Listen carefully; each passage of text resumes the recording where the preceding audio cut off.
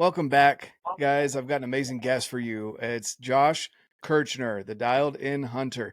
He's just an outstanding dude, genuine guy. I love watching his stuff, so I brought him on here because I want to have conversation. We've chatted for almost 20 minutes now, not recording, and I'm like, I need to start recording because this is some good stuff coming out here. But Josh just absolutely loves getting after it in the West, mainly.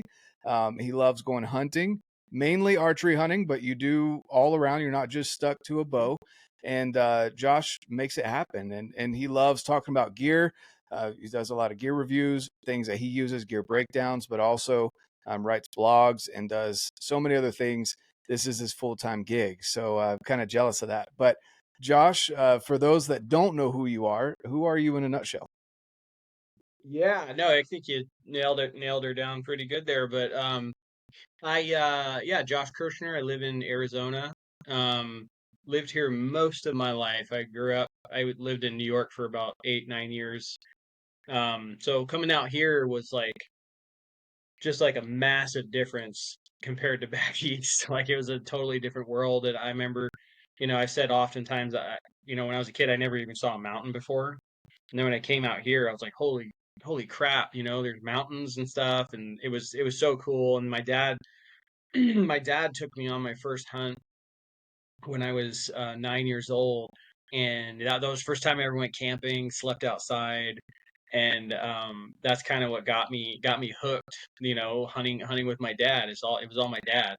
Um, would do annual deer hunts every year with him, and that's something I always look forward to. But it never really, like hunting for me back then, it never really like spanned past that point. And then I got in my early 20s, and then I just really, I don't know what it was. That maybe it was, life opens up a little bit, right? When you get older, like the world's a little bigger to you, and um and I think I was feeling that, and I was like, man, I want to like really dive into all this. And I remember bear hunting was this thing that I was like, I want to learn how to do that. So learned how to do that and stuff, and I remember I would go scouting like every single weekend, just absolutely gun ho passionate.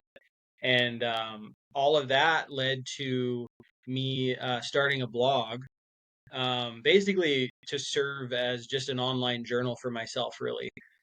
Just for something for me to look back on, to kind of reflect on, like, mistakes and stuff like that. Maybe I could learn a little bit more about this.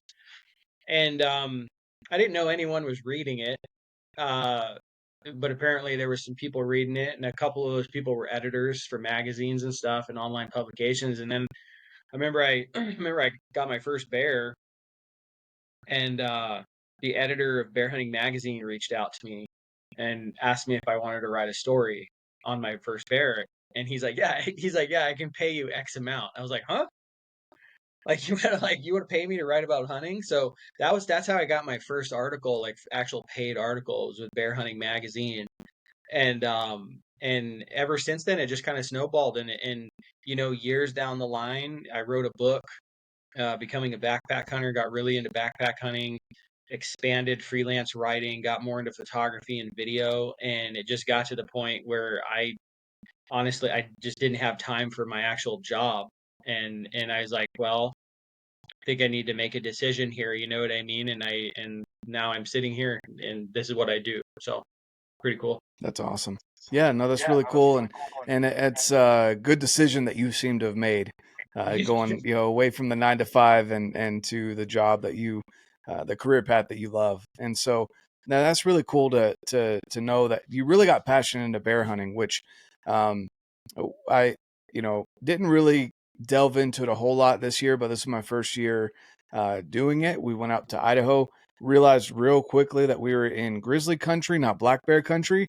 And if anyone that knows anything about grizzlies and black bears, they don't really mesh very well. And Right. so there were no black bears to be found. And anyway, we were winterizing my buddy's cabin, and so we just went back to doing that and not hunting at that There you go. point. Yeah, so that's really awesome. And then with backpacking and hunting, you seem to really have this passion, obviously, for the outdoors. Did that start when you were? Did it pick up really in Arizona, or was that in New York? There's some beautiful places in New York outside of the city. Did you do much out there at all? No, not at all. My so as far as it went out and back east is as we'd go fishing. And it was in the city. We'd fish the ocean right off a bridge next to a freeway.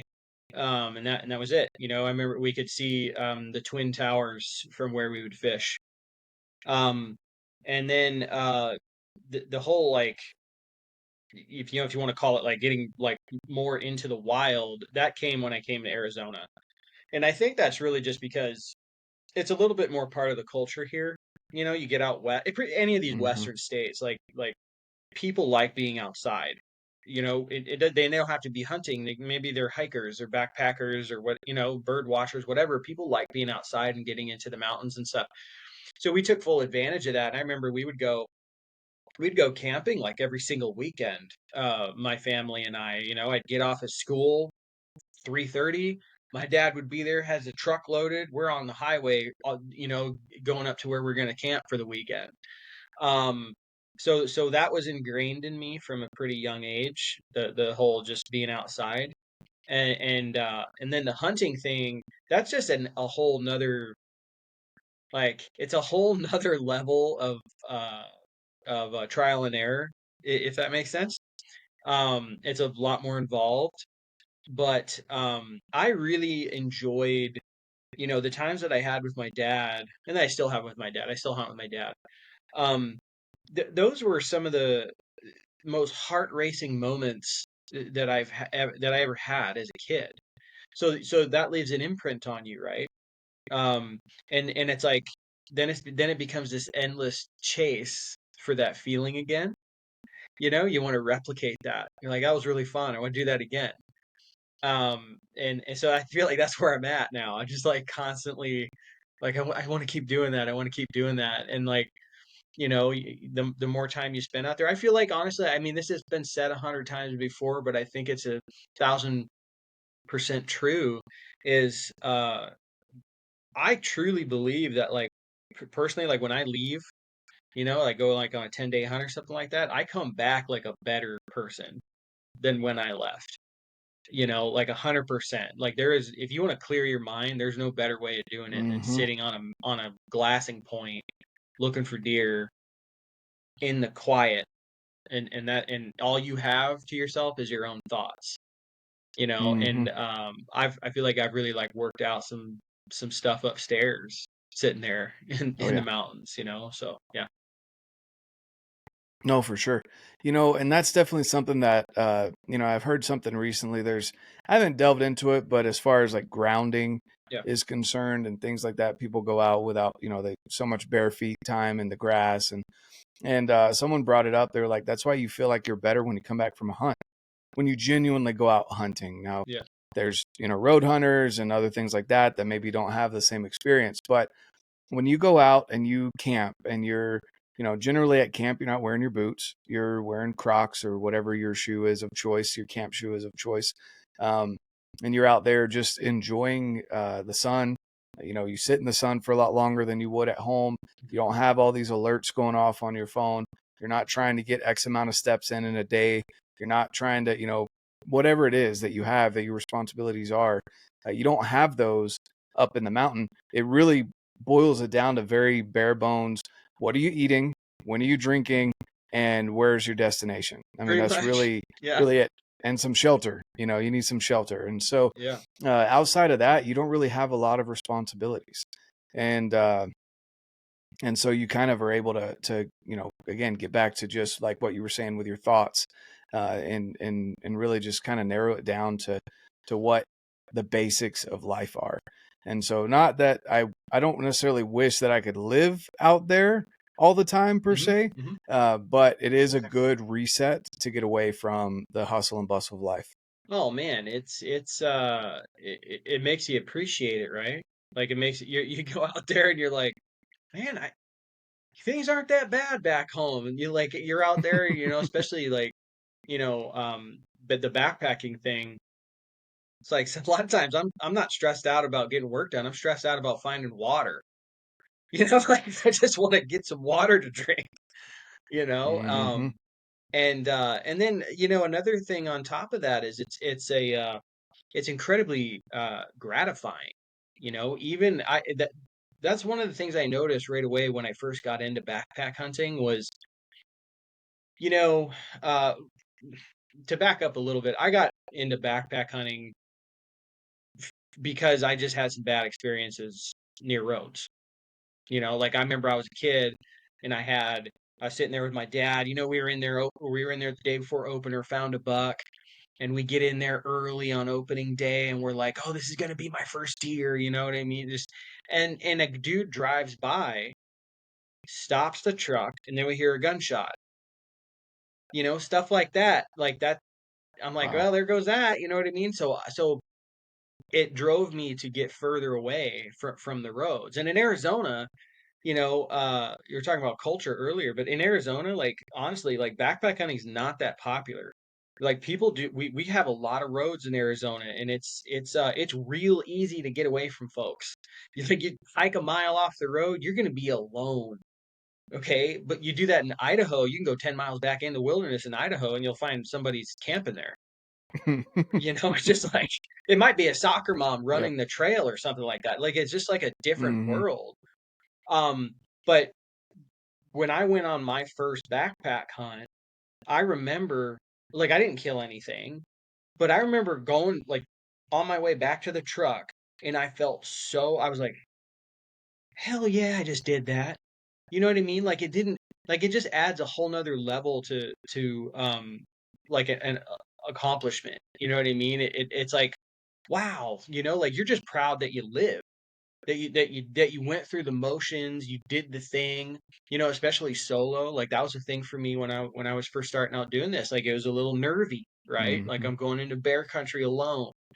And I'd be walking back to the truck. I'm like, you're proud of yourself. So I think that's pretty cool about backpack hunting. Oh yeah, for sure.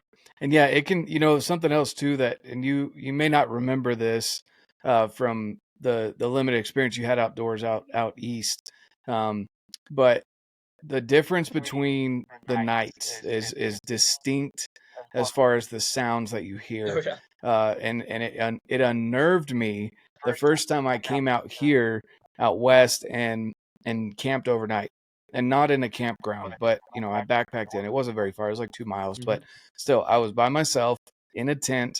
Um, and I remember setting the tent up and laying down and being like, why do I feel so freaked out? I'm not scared of the dark at home. Why am I freaked out? Yeah, yeah. And what I realized, because what I couldn't figure it out, and then we went back home, we went back to North Carolina for the summer. And one of my favorite things to do is sit out on the back screened-in porch. For those of you out west that don't know what a screened-in porch is, go out east. It's a necessity with the mosquitoes, but you want a screened-in porch. And sitting out on the screened-in porch, and then it was right after a thunderstorm, and so it was, I don't know, it was dark, but how loud the woods were Hmm. right there by the lake, and just the crickets and the cicadas and the bullfrogs and everything else that's going off. And out west, I'm like, there's no sound. No. You can hear a stick break a mile away. Like it's ridiculous. And so anyway, that's something that freaks me out. It took me a while to get used to the dark out west, because it was like, man, you can, like, everything, even the wind blowing sounds like the 900-pound black bear coming Yeah, through. Like it's yeah. just Yeah, no, like yeah, that's the silence is it's damn near deafening, right? Like you're just you're so hyper focused on noise, and like like you said, everything's a bear. So I hmm hear you, man. exactly. Exactly. Or even there was one where I was in southern Utah, and Utah claims we don't have wolves. I call BS on that, but I don't know if they've made it down to southern Hmm. Utah. But anyway, I was out hunting uh, for cow elk in southern Utah, and I was coming back in the dark. I was like, gung ho, like I'm gonna make myself walk back in the dark. Hmm. I was trying to last as long as possible without my headlamp, just trying to break myself of Sure. that, uh, you know, being scared of the dark. And everyone's got their own ways of doing it, but that was my thing. And so I have to go over two small ridges to get back to my truck, and there's no cell service out here. And I think I don't know, I was just listening to, it's probably Joe Rogan or something like that, trying to get myself amped up, so that I could hike back and be tough guy. And I just dealt with this rogue horse, that wouldn't, it was between me and the truck and wouldn't let me go past him. He was stamping at me. He'd bluff charge Mm-hmm. me. Like, he was this weird horse. I've never had an experience like that before. But anyway, finally got around him, and it's dark, and I start hearing howling. Oh man. And of course those right? And of course those coyotes sound like wolves, even though, like, in my head I'm like, there's no wolves in Utah, there's no wolves here. We're good. Like, it didn't matter because, coyotes sounded like wolves in the dark. It's just, everything seems bigger. Things you see, people, in the dark, you see all these things that are going on, and in reality you hike back in the morning, you're like, I was scared of Mm-hmm. this. Like, this is ridiculous. Yeah. You know. How long did it take you to get over kind of that fear of being alone in the dark? And then, like you said, you started before, I think we mentioned this off Mm-hmm. off the recording, but you started before Garmin was even a thing. So not even no cell service, but no satellite in reach to be able Yep. to call SOS. There was no backup. And so how did you work out getting over either fear of the dark, or were you just a beast and never scared of the dark? Oh no, I was terrified. Uh, I remember when I first started bear hunting. Um, that was a thing. That was I like having. I try to tell like newbies this is your definition of success needs to be a little bit different than everybody else's, right? There's a lot of things that new hunters haven't experienced that they need to experience that I feel like are stepping stones to success, right? Like notching your tag, right? And for me, when I was younger, one of those things was, nope, I'm hiking an hour in the dark in the morning to get to my glassing spot. I'm not gonna be late. And I remember, like you, dude, like I was hiking, and like rabbits were scaring the hell out of me, like with my headlamp. But I just like, while that was true, something else that I knew deep down was like the only way that I'm going to get over this is to desensitize myself to it. And so that's what I did. I forced myself to keep going out, and just did it over and over and over again. And I remember, you know, that first solo backpack hunt I did, I almost turned around probably 3 times. Like I was trying to, even before I even left the house, dude, I was on the weather app, and I was like, it might get squirrely out there. You know what I mean? Like I was trying to find a reason. Which is funny because like a week before that, I was like, let's go, like I was so pumped. Mm-hmm. Um, but then where the rubber meets the road, things are a little different, you know?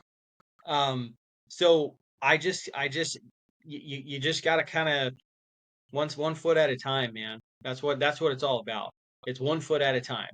You don't have to belly flop into doing whatever you're trying to do. You just have to take one more step. That's it. Just keep going little by little, and you're gonna realize, oh wow, this isn't uh this isn't that bad at all. You know what I mean? That's usually what ends up happening. Is like you sit there and you go, I'm actually fine. When you take a step back and look at the situation, and after so many times of doing that, then you just get comfortable, and sometimes, Mm-hmm. damn near complacent, right? Your guard's down too much, so I remember I like having these little check-in moments, like I remember I was sleeping. I've told this story before, but it was just a great example um of what I'm talking about. I was sleeping in the backcountry alone one time, and I was bear hunting, and it was real hot, so I had my vestibule on my tent open, so I could get some more airflow in through the screen. And I'm sitting there, and about 11:30 at night, I hear something. I'm like, okay, like super calm. My heart didn't even race. I was fine. And then I heard some type. It sounded so foxes out here. They make if you ever got like a bunch of time to kill, go look up how many noises foxes make. They have like over Mm. 70 Dude, different they have vocalizations or some something like that. crazy, yeah. Um, they sound like a mountain lion. There's one in particular, they go wow like that. And I heard that by the tent. Well, actually, let me rewind. I'm getting mixed up here. I heard something breaking branches next to me, and I'm like, okay, and I'm in a saddle, so it's a travel area, right? Um, so I'm sitting there, and I calmly reach over, grab my handgun, and just look out the door. I'm like, all right, here we go. Just like ready. Like I was calm, and then I heard that noise. And I was like, oh, I'm going back to sleep. Like a stupid fox, But what ended up happening, the freakiest thing about all that was, God, I'm sorry, I'm getting mixed up here about this story. I was laying there, and what really did it was I woke up and I heard on my head. Mm. That's what really did it. So that's why I was like, and that made my heart race, right? So I'm like, okay, what is this? And then I heard that noise, and it was a fox. So I like that though, Mm. right? Like I'm like, Gotcha. okay, I can't Yeah. get too comfortable. You know what I mean?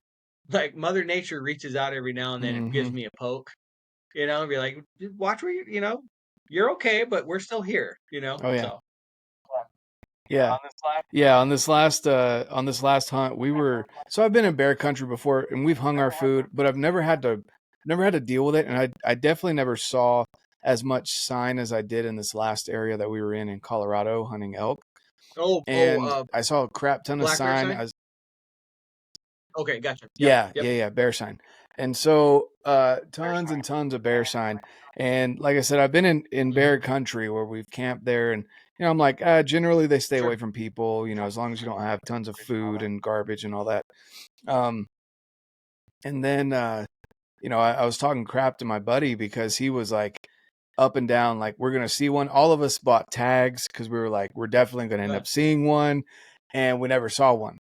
And so I texted him later. I was like, I think you just went out and like spread bear crap and did some paw prints and stuff before we got to this unit.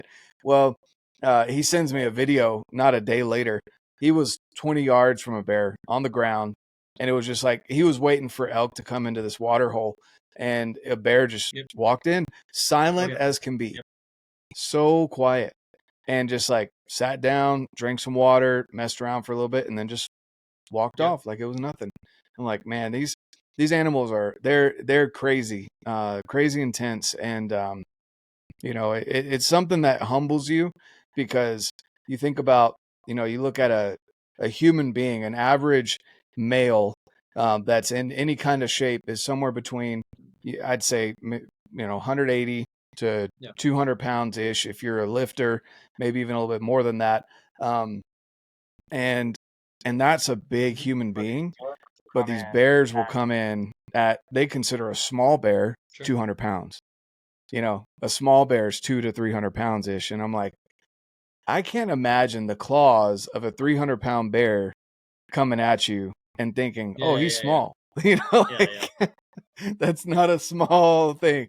But anyway, so you've had a lot of experience out there in the backcountry, and I think those are good tips for people that want to go out solo. I love that you mentioned that success needs to vary based on kind of your skill level, or how many years you've put in, because I would agree with that too. Because at first I kind of set this goal for myself of success doesn't necessarily mean a tagged or being tagged out.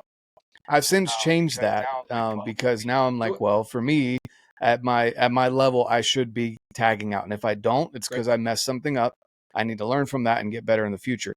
But the first couple of years that you're out there hunting, especially with a bow, unless you're going for just whatever walks out in front of you, it can be something that you have to work up to. So, for me personally, it was, again, getting out, putting in a certain amount of miles, making sure I got those miles down. If I had an actual route that I had e-scouted, I was going to walk that route unless I saw actual deer or elk somewhere else, right? But I was actually going to take that and not wuss out halfway through and be like, they're probably not over there. I'm going to turn back around. What were some other things that your first couple years hunting by yourself that were your success points that you accomplished these goals before focusing heavily on, okay, now I'm ready to actually put an arrow through or a bullet through Yeah, an animal? so we have a very liberal archery deer season here in Arizona. Um, Hmm. Last half of December, all of January, and then last half of August and beginning of September. Three archery deer seasons. All Now I'm going to pause you there. People, you don't want to move to Arizona. yeah, don't Arizona do sucks. yeah. You don't, especially if you're into archery. Don't Stay ever away go. from here. Yeah, yeah. There's no there's too Stay many away. hunters. Um, so that was Yeah. uh the hunt that really comes to mind. And I mean I can go into different species and stuff too, but what comes to mind first is that one. And I remember because bow hunting is so difficult, right? It felt impossible when I first started doing it. Um, so one of the first things wanted to get good at, I was like, I just want to be able to find deer regularly. Like if I see deer in a day, cool. We did it, right? From there, I was like I would get too excited and I would kind of get hit with paralysis by analysis when I would find deer. Um, and I Mm, would sit back and just watch them. And I think this is a problem with a lot of new bow hunters is they sit back and they watch them because they think they're being crafty. When in all reality, uh, don't get me wrong, there's a method to the madness, okay? Um, but if you have a deer tag in your pocket and there's a deer over there, you should probably go over there, right? That just like the black and white of the situation. Um, Now there's hunting prowess involved there too, right? But just like the bare bones A to B, like that's what you're looking at. And I would sit back and hmm I'd actually talk myself out of going. I'm like, yeah, no, I mean he's probably not going to be there when I get there.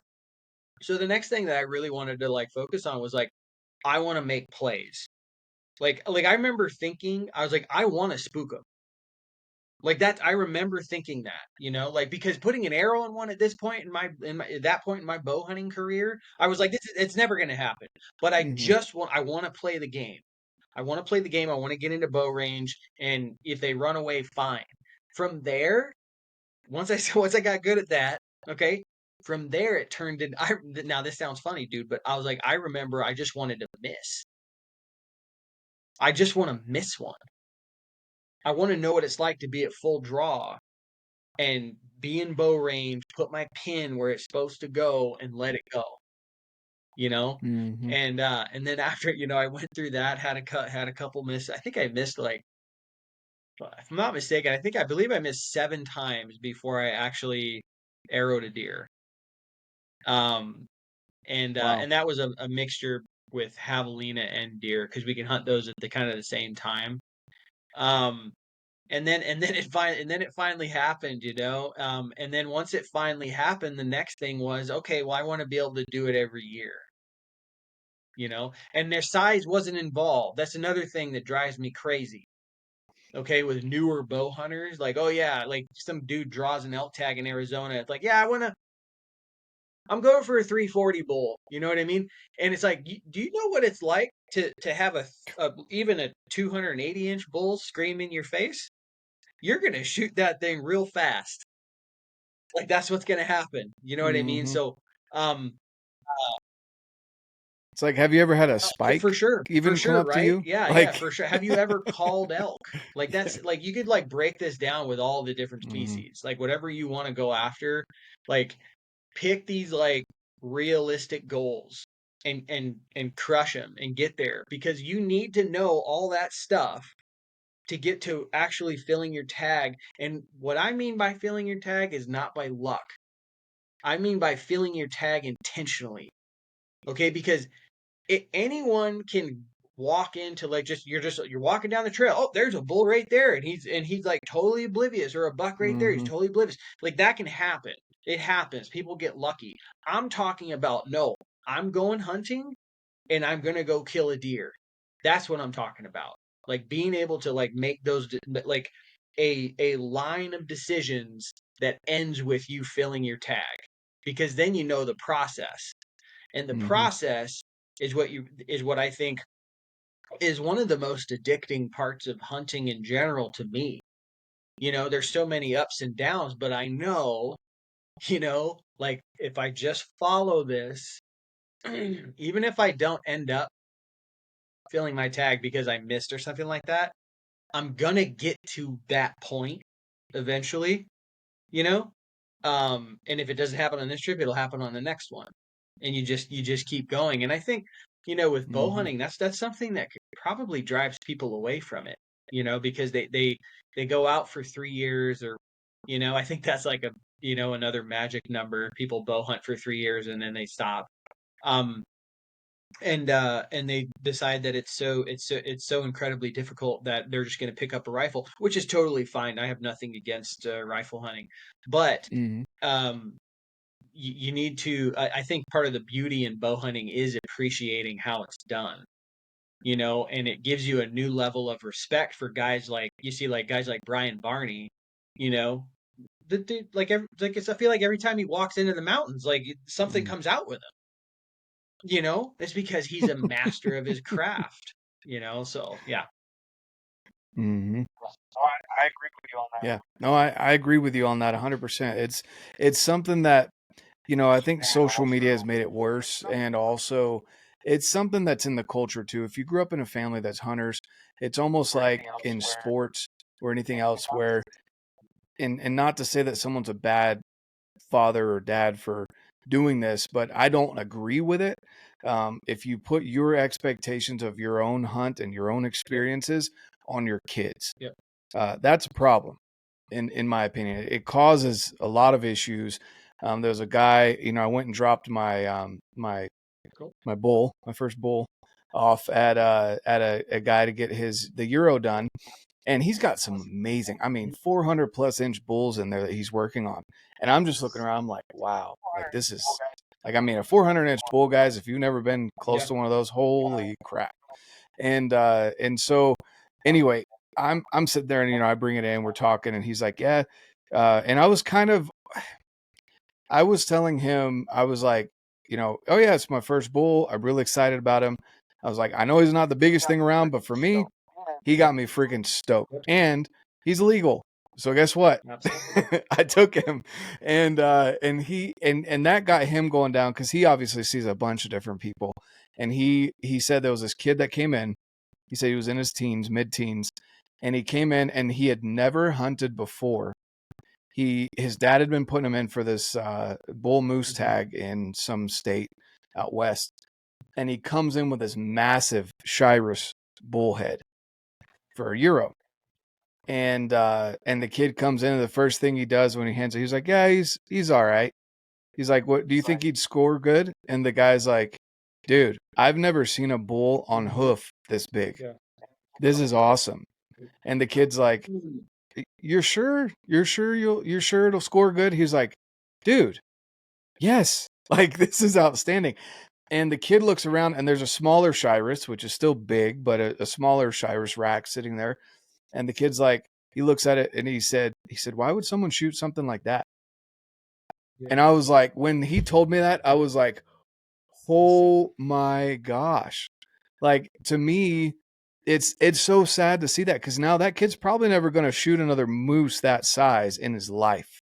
And who knows if he'll go on to hunt, because his, and I obviously don't know the dynamic of the family, but I could tell you from most kids that I know, and being a dad myself, the way that my kids speak and act, the majority of that comes from here in the home.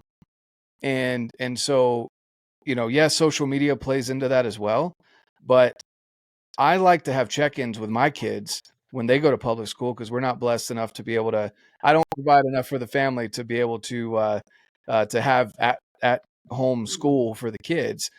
So we send them to public school. And so I check in with them every day. Hey, what's going, especially with things the way they are nowadays, I check in with them. I have one-on-one time with them at least once a month for the older kids. And then every single day after school for the younger kids, just checking in on what they've learned, how their friends are, actual genuine conversation. And I'm able to curb things when I see them start acting out of alignment with what we've taught. I have a conversation with them about that. And so anyway, with social media, for me, it's a big gripe of mine that, and as an adult onset hunter, like I like to call myself, it's something that I feel like too many people get wrapped up into, when for me, I set the standard of like what you were saying, the small steps. Like I started with rifle hunting, and then when I realized I was filling my tag every year, nothing with trophy, right? But for me, I was filling a tag, bringing home meat. I was like, all right, it's time to step it up with muzzleloader.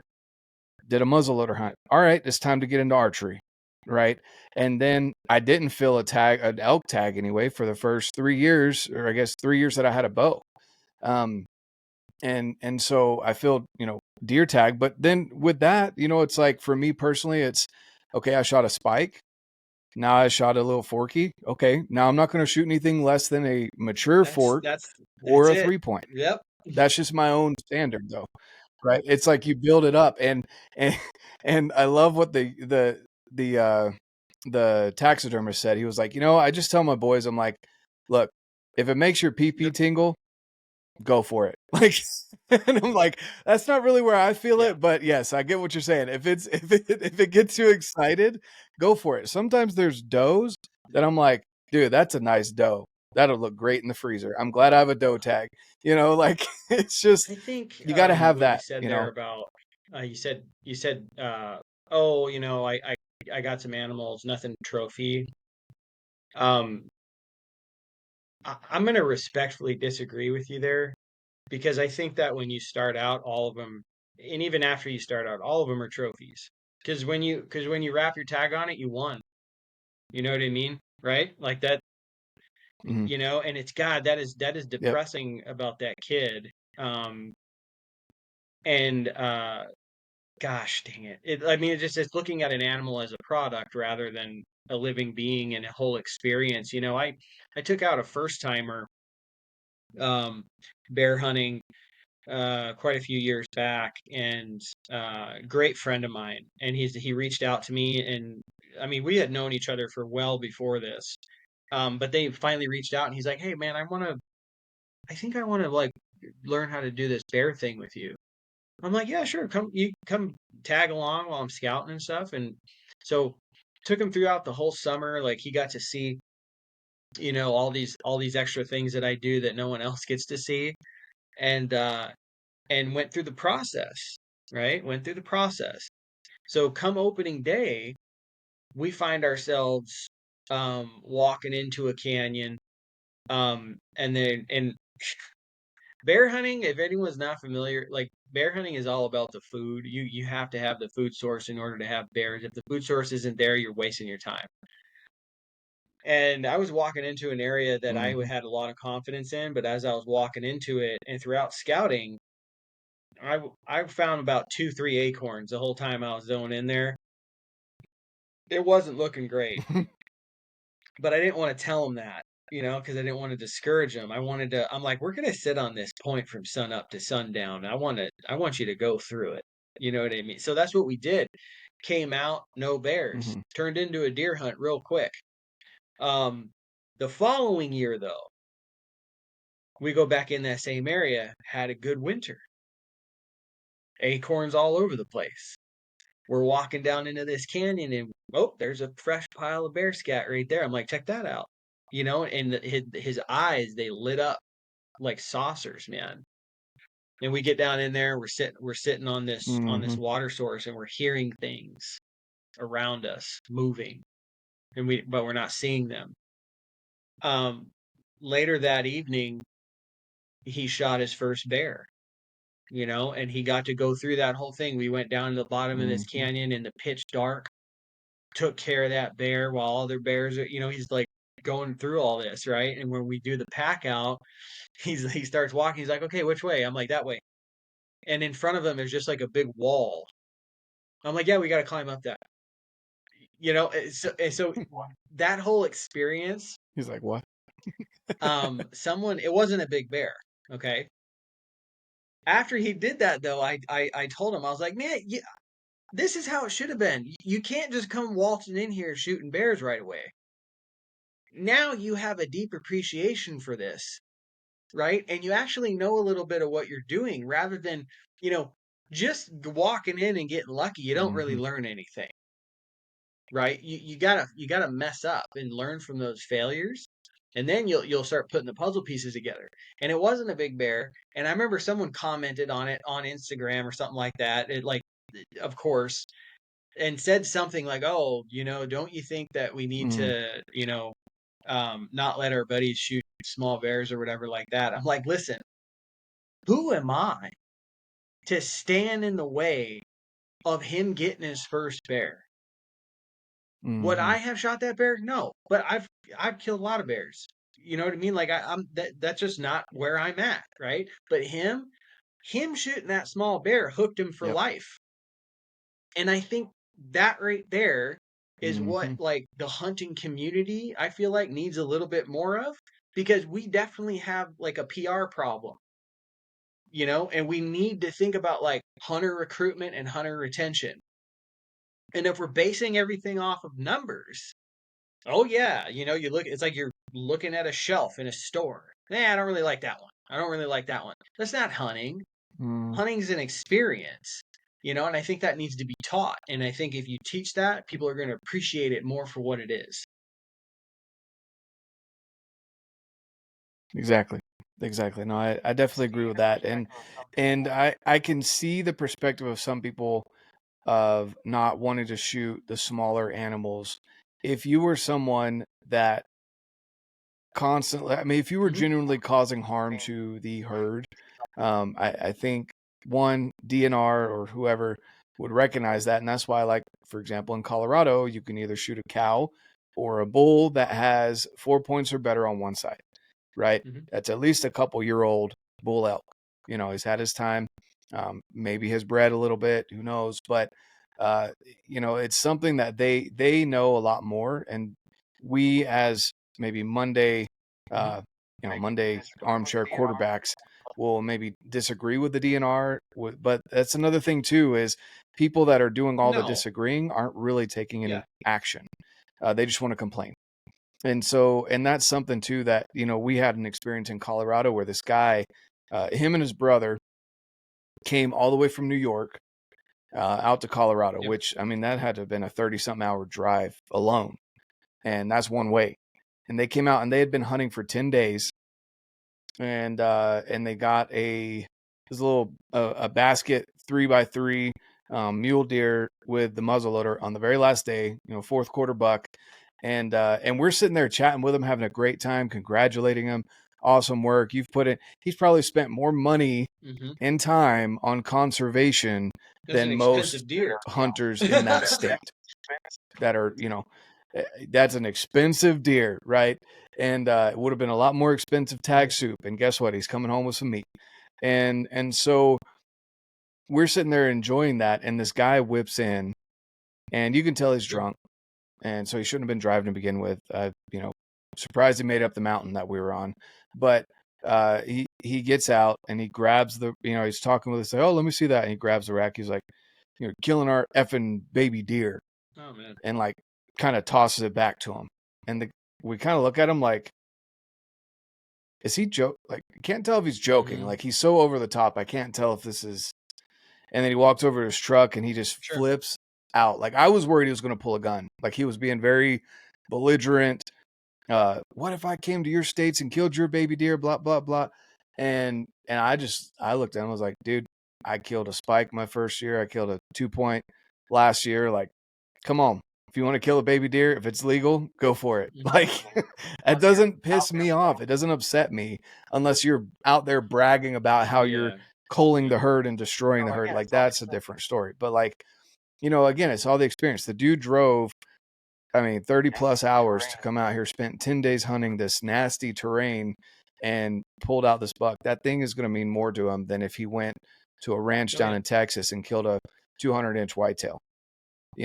Like, it's just the experience, and so again, it's something that a conversation I feel like needs to be had more often with people, because the time to critique what someone is shooting is not after they've shot it.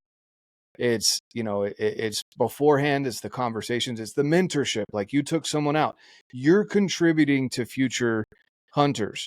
I wouldn't be into hunting if it wasn't for a guy that was willing to take me out here out west. I was getting ready to move back east and head back to North Carolina and be a physical therapist out there and do all these things out there. And I just happened to see his garage, and I was like, oh, cool, he's got some mounts. And then he let me go on a hunt with him, and I got hooked. A lot of people, they like what you were saying, they come out west and they're like, man, these mountains are intimidating. Like, you don't know where to start, right? And so taking action that way, rather than being upset about someone that has, I mean, what are you going to do with the deer that they've already shot? Right, yeah. You know, piece it back together and send it on his way. Yeah, like also, there's literally nothing you can do at I that wanna point point out, except I for be bet happy you for the guy. that dude, Yeah. if he had a son, okay, and he takes his boy out on his first hunt, and that kid shoots that deer, I bet you he'd shed a tear out of joy. What's the difference? Mm-hmm. You know what I mean? Oh, Like, yeah. what's the difference, dude? Yeah. Like, it's not like Mhm. people, you Exactly. know, the bear thing gets a lot of hate too. Like with what you're talking about, people are like, oh yeah, you shot a baby bear or whatever like that. People base the size of a bear off of the age of a bear, which is not always accurate. Okay, Mhm. it's not. I had one time I shot a sow, Mhm. okay, and I could tell that the sow was mature by how it was walking. So I shot it, brought it home, posted a picture on Instagram, and I say in the description, I say I could tell it was a mature bear, right? Somebody comments, "Oh yeah, mature." Okay. Well, then the age card came back in the following year. The bear was 6 years old. That's a mature bear.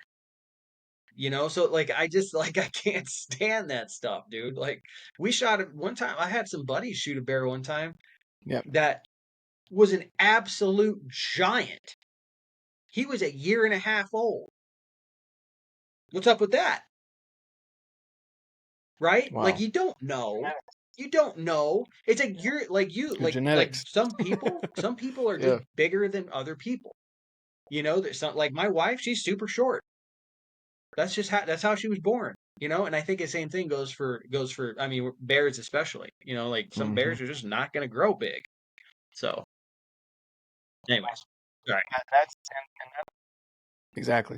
Yeah, that's that's definitely a big deal that, you know, again, people want to critique online. I know another guy, Brandon McDonald.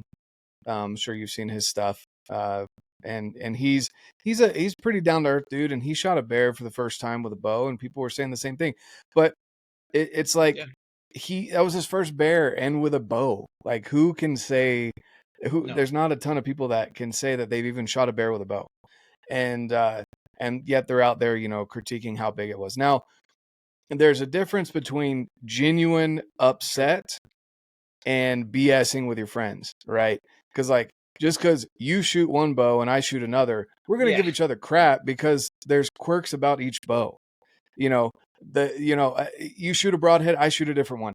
I shoot a certain gun or rifle, someone else shoots a different one. It's the same thing in the pistol world. Glock Sig. Yeah. Oh, you shoot that brick, you know, whatever, and they're like, oh, well, your gun goes off when you drop it. Like, there's always these stupid arguments, but like when you're with friends and you're joking about it, that's one thing. But it's when you're genuinely online or just critiquing someone for these things that are meant to be jokes. It's like, that's not, you know, that's not right, you know. So, you know, I know I've talked to some people and joked about size of animals, but it was never a genuine being upset that they shot that animal. Like, you congratulate them, and then later, I've got another buddy that shot a whitetail, and we were laughing about it because he was able to throw it over his shoulder, you know, and carry it out. You're like, oh, well, there you go. Like you know, you shot the baby deer, you know, just kind of messing with him. But it wasn't a genuine, right? Yeah, exactly. Man, I don't know. That's just stuff that the infighting needs to stop because we already have so much crap that's going on outside of the hunting community that, you know, there needs to be more educated conversations and camaraderie rather than breaking each other down. Because you know, there's people that I've had people ask me if I kept the meat from my elk. I'm like, dude, what do you Yes, of course. I kept the meat from my elk. Like I would have left the rack. If you told me leave the rack or leave the meat, Yep. dude, I'm leaving the rack all day. I'd take a picture of that and I could show that off. Like Mm-hmm. I'm taking the meat. I don't care how big the rack was. Can't eat the rack. It looks pretty. It looks cool. Yeah. Take a picture of it, frame it, whatever. I'm keeping the meat because that's why I go out there. And so having those conversations with the non-hunters, not even just anti-hunters, but the non-hunters, Yep. that things that you and me think are normal, like Mhm. we understand, Yep. you kill a bear not just for the hide, you kill it for the meat. You kill a deer, you kill an elk, you kill a pronghorn, coos deer, whatever. You're keeping the meat. That's the real trophy. You just get some cool shots because Sure. I mean it's cool to go out there and go hunt, and it's a big accomplishment. Those are the things that need to be talked Yeah. about more, I Yeah. feel No, like, than 100%, dude. It's not than it. the Yeah, infighting. and it's like they don't You know? even mean ill by it, right? They're just generally not. They just generally don't know.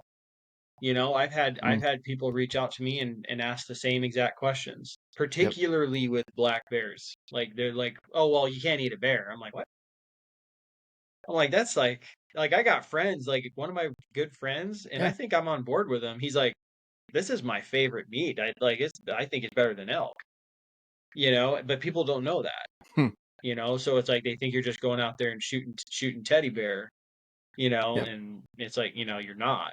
Um, so which is a shining example of why we have a PR problem, Mm-hmm. you know? So it's like I don't even care. Yeah. I was Yep. gonna say I don't even care. And the other Like thing in the end, too, dude, I don't even care if okay. those people that are asking those questions become hunters.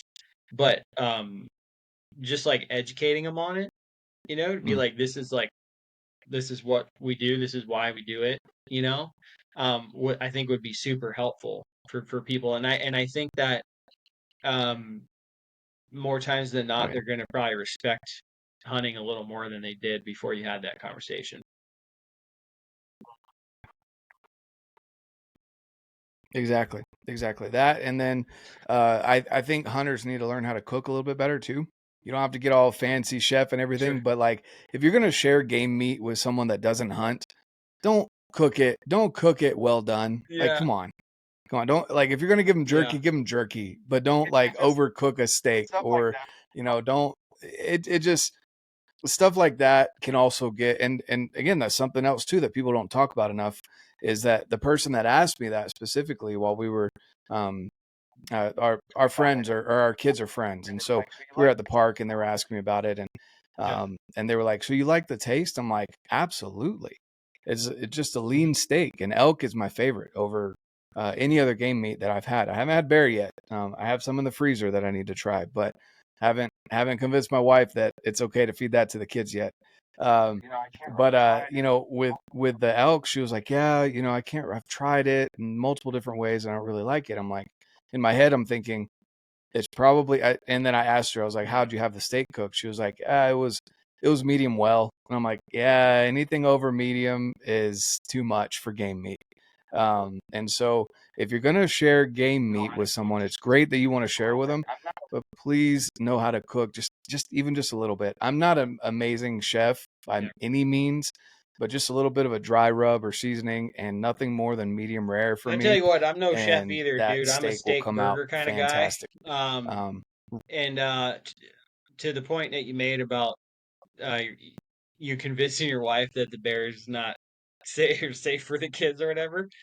My daughter has never. I don't think she's ever tried beef, um, chicken, or pork. The first meat that Yeah, she's 3 years old. The first meat that she ever tried was really? was ground black bear. So she's all right. Hmm. Yeah. Yeah, yeah, yeah. Yeah. Well, and and I agree. I don't have a problem with it as long as it's over Good 160. stuff, right? I've had mountain lion too. That was actually really good. Cougar, Yep. yeah, cougar is Mm-hmm. really good. Mm-hmm. It's just like pork. It's the other white meat. I mean, when you cook it, we did it in curry, which obviously didn't get a ton of the flavor there from the Mm-hmm. actual cougar itself, but it had very much the texture of pork. And then when you cook it again, it comes out kind of a white meat. So that's one that was interesting. Um, for sure. That one kind of surprised me. But anyway, yeah, that's one thing for me too, is the only thing that I'll kill without eating it is a coyote. Outside of that, Yeah, man. I go after things because I want to eat it. I don't want to just let it rot up Oh, yeah. on. And then the other thing too, heart. Heart is probably my son's favorite meat, and we always make it, even if it's not my kill. If I've gone up and helped someone, pack out an animal, I always take the heart home. That's something they ask me. Most of the time, people will offer to give meat if you've helped them. I'm like, I want the heart, and I always kind of get this look like, "What do you mean?" I'm like, "It's awesome, man. Make tacos out of it. Make fajitas. You can make little steak strips. You can fry it up. Like, there's so many good things with the heart." And Me neither. it's so nutrient Can't do dense. it, dude. I've tried liver. I Not my thing. can't do it. I just can't.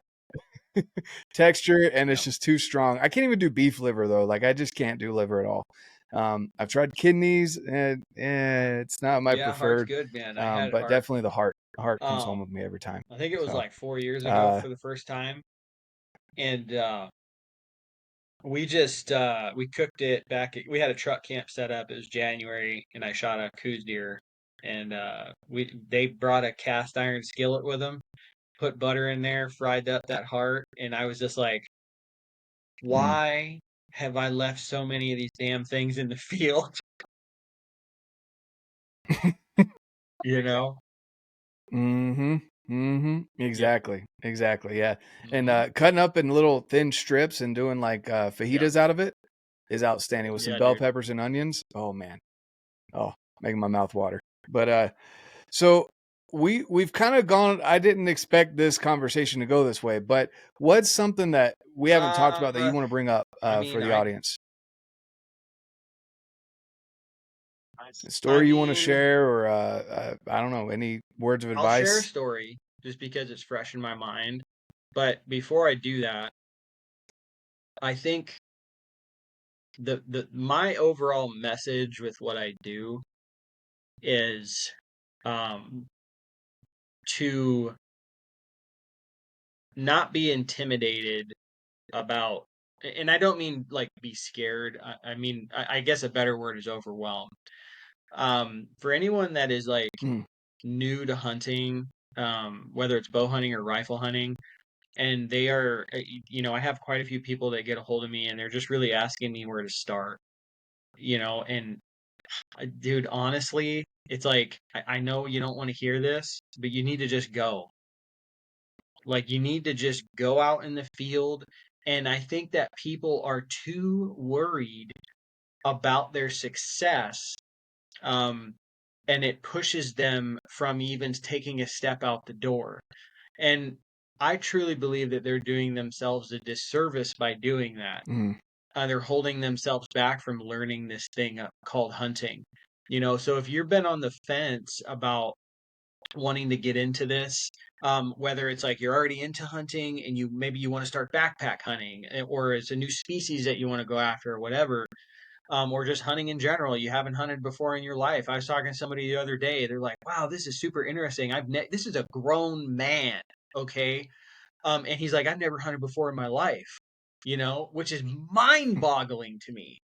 Like, and it goes to show that, like, the days of dad raising their kid as a hunter is kind of a thing of the past, mm, which we're seeing a lot more like adult onset hunters, which I think is great. I don't have anything against that, but I think there's a few interesting things there. I think that, one, isn't it interesting that even though they weren't brought into hunting, that they gravitated towards it, right?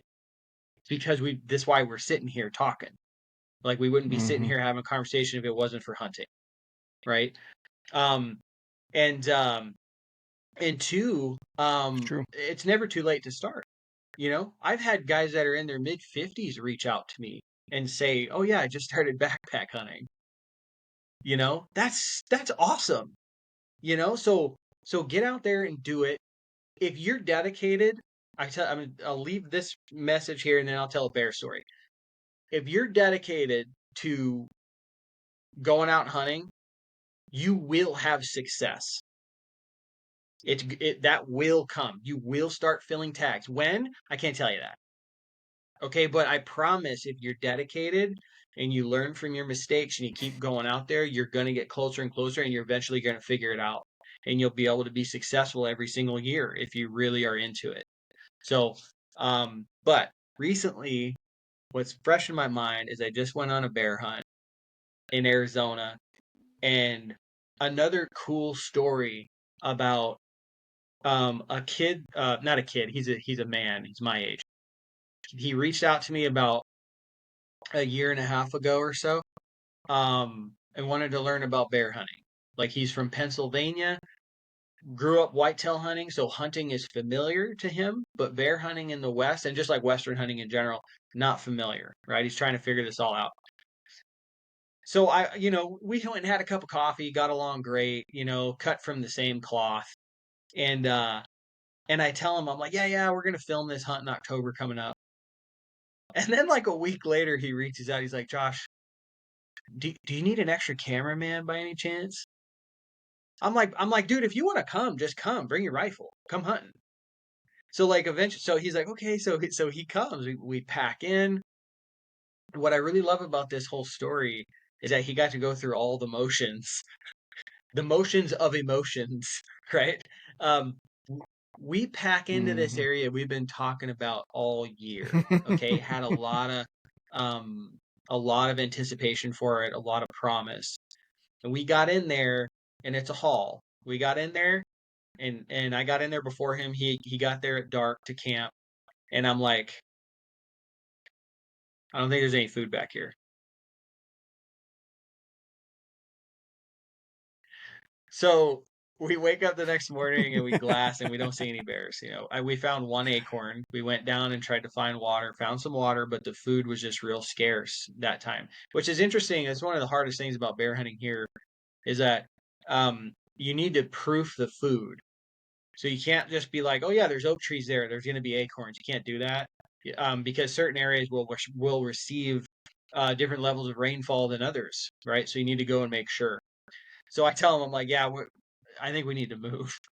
So we pack up the next day.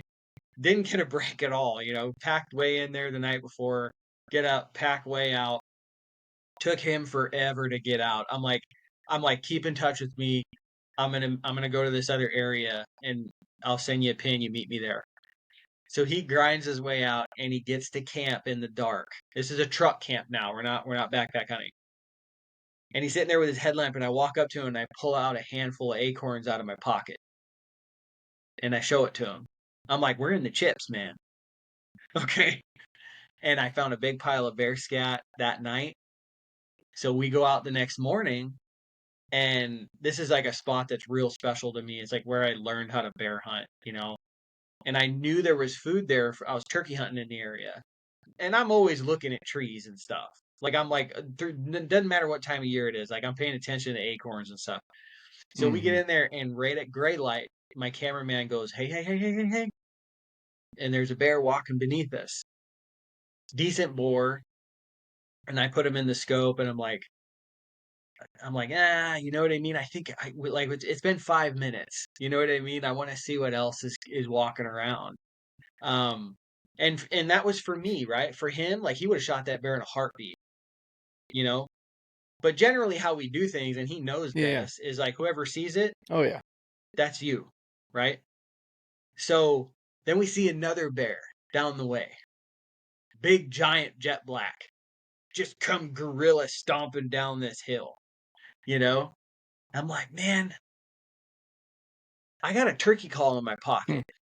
I'm gonna get this. I'm gonna try to squawk on this to see if something comes out. Because the first bear went into a thicket, and we thought that the other bear was coming closer, but I was like, man, maybe if I squawk on this, they'll come closer. So I get that turkey call out and just start making like distress noises with it. And then we hear something to our left. I hear a rock roll. But we didn't see anything. 5 minutes later, I look down, there's a cinnamon standing there. And I put that one in the scope, and I'm like, that's a good bear. So I waited, like, he's sitting there the whole time watching all this. I waited, he turns, gave me that last rib, shot him, ran into an oak thicket down there, and that was it.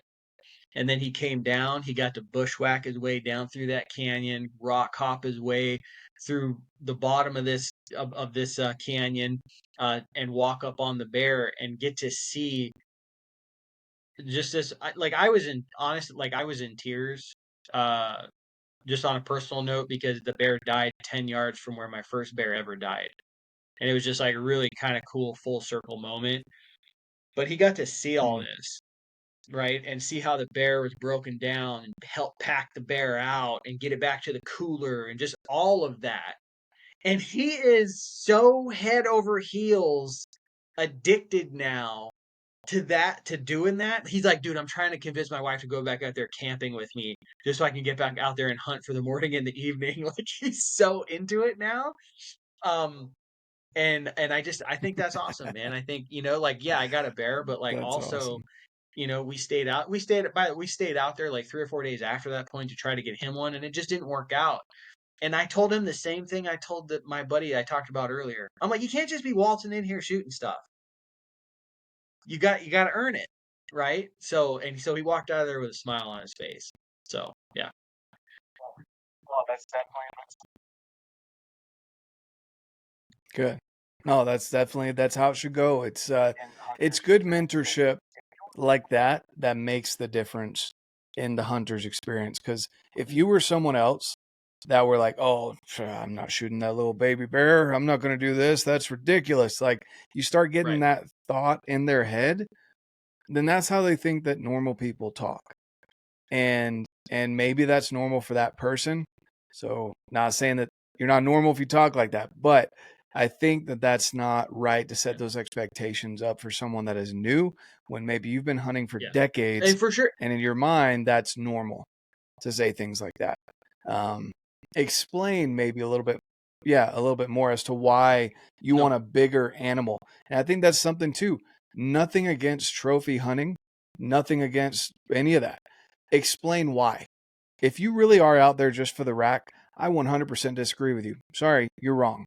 But if you're saying I'm out there judging the rack and the body and all these other things that you can see on an animal, that's the difference. And that needs to be explained more than just, wow, look at this giant. Well, what's giant about it and why does that get you excited?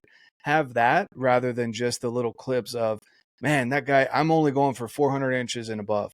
Well, okay, that's cool, but explain more. Don't just say, I'm only going for 400 inches, because unless your binoculars have more than just a rangefinder on it, you don't know if that's over 400 inches. You don't know the measurement until you put a tape measure on it. But explain why that gets you excited and why that spike that just walked up to you at 10 yards because they're stupid doesn't get you excited. And for the record, just explain the okay, difference there. And I I was gonna love that shoot that what you bear. explained, Go Okay, ahead. like I said, I told him if that bear comes back out when I'm calling, I'm gonna shoot him. Because he wasn't like a tiny bear. Like he was like a medium bear, But like I was like, well, you know what I mean? Like I've hunted in here a Right. lot, and like I do respect like people that have like a genuine respect for the area, right? Like an old timer once told me that went in there Mm-hmm. for bears. He was like, "Dang, Josh," he's like, "that's a real good spot, man." He's like, "You take like one or two bears out of there a year, and it'll keep producing. You don't come in here and shoot a whole bunch of them." And I've always remembered that. So there's a couple different levels of that for me, right? It's like one, I've shot some bears, so I want to hunt longer. You know what I mean? I don't want to shoot the very first thing that I see.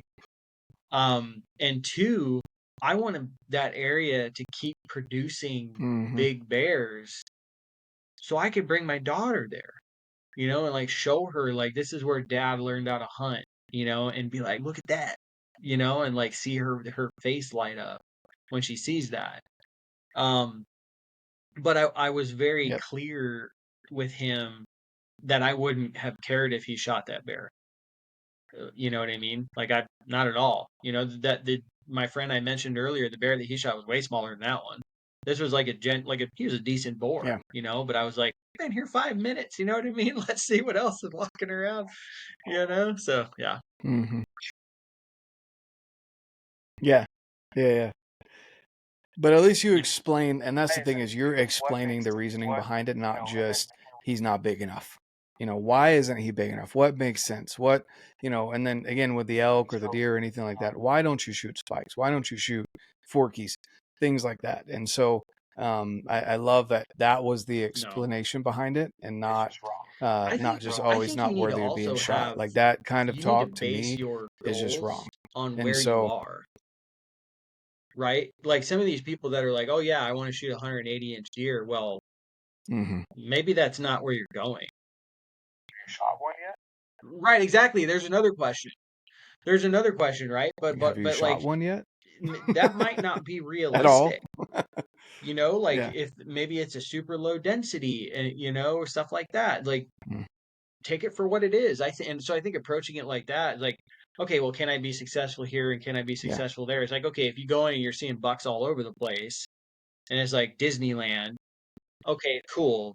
You can like be a little more selective, right? But if you go in there and there's like, Mm. oh yeah, I've seen 3 bucks. Like, dude, in Utah this year, oh my gosh, like y'all had a harsh winter last year, and like where I normally go hunting It was up in bad. Utah, Mm. normally I'll see like 30 plus bucks. I saw 7, and 2 of them I would have shot. And I've never really had this happen to me before, but there were because normally, like in all honesty, I'm like if he's got a frame, I'm like let's party. Like that's how I am, dude. Like I love the meat, I love the whole experience, the adventure and stuff. Hmm. I'm not gonna go, you know what I mean? That's just how I roll a lot of time. But I felt bad, dude. Like Yeah, genuinely. yeah. Like I was like I had multiple opportunities at like smaller bucks in bow. Now I'm not saying I glassed them up and I decided to not go over there. I'm talking about in bow range, Mm. okay? And I decided I couldn't do it. Like I couldn't bring myself to shoot them, Hmm. and like and some would disagree with me on that. Like my buddy just had a tag up in Wyoming, experienced the same thing, same harsh winter the year before, and he wasn't even gonna hunt. He called the office up there, and he's like, "Should I even hunt this?" And the guy's like, "Why wouldn't you?" You know what I mean? So there's that. Like if there's tags, obviously they can afford harvest, but at the Hmm. same time, just like on a personal note, I walked into that hunt and I was like, well, I feel like the younger bucks are the ones that are more going to be a little more important Yeah. because they'll be running around, slamming all the does and stuff like that. But an older buck that's like maybe like past his prime, I think Oh that's yeah. what I want to look at. That's what I want to try to look for. And I've never done that on a yeah, yeah. I've never done that before ever. But You this is that you one had a in reason. particular. I'm like, this You had is a what I'm reason doing, to. and like I walked out of those hills. I didn't have a deer on my back, Yep. but I was proud that I stuck to my guns with the whole thing. So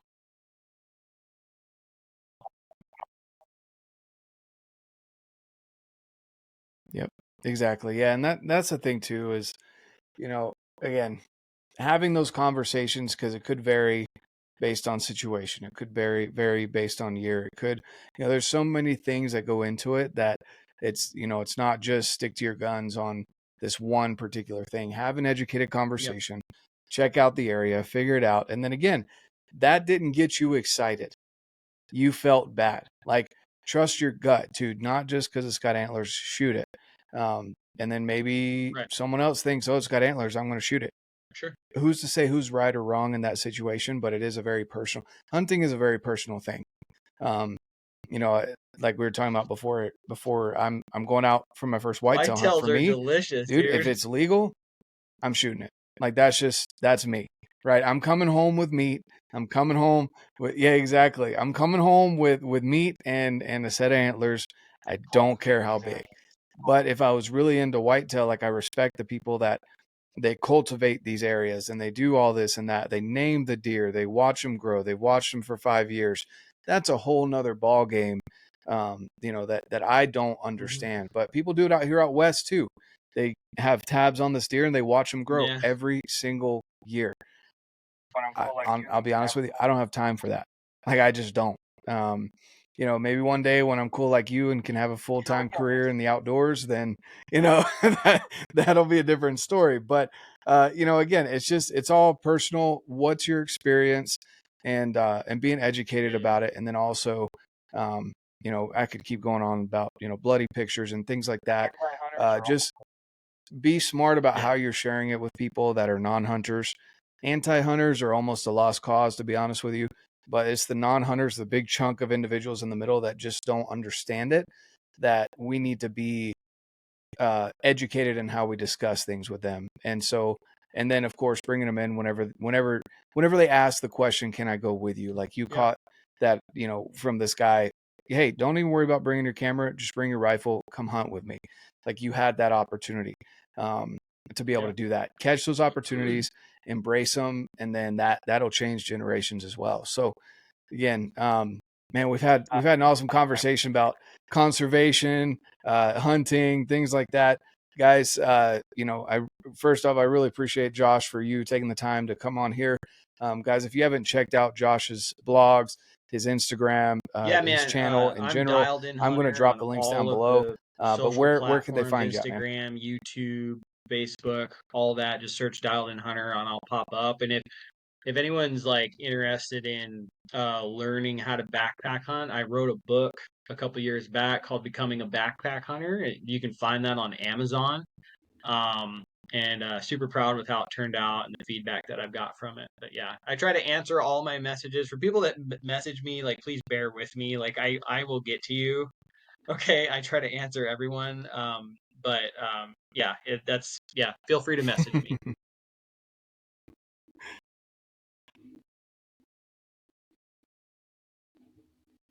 Awesome. All right. Well, I appreciate your time, man. Thanks so much for hopping on. And guys, definitely go check out his content. I'll leave the links down below. And of course, like I always say, get out, live your life, and love it. Cool.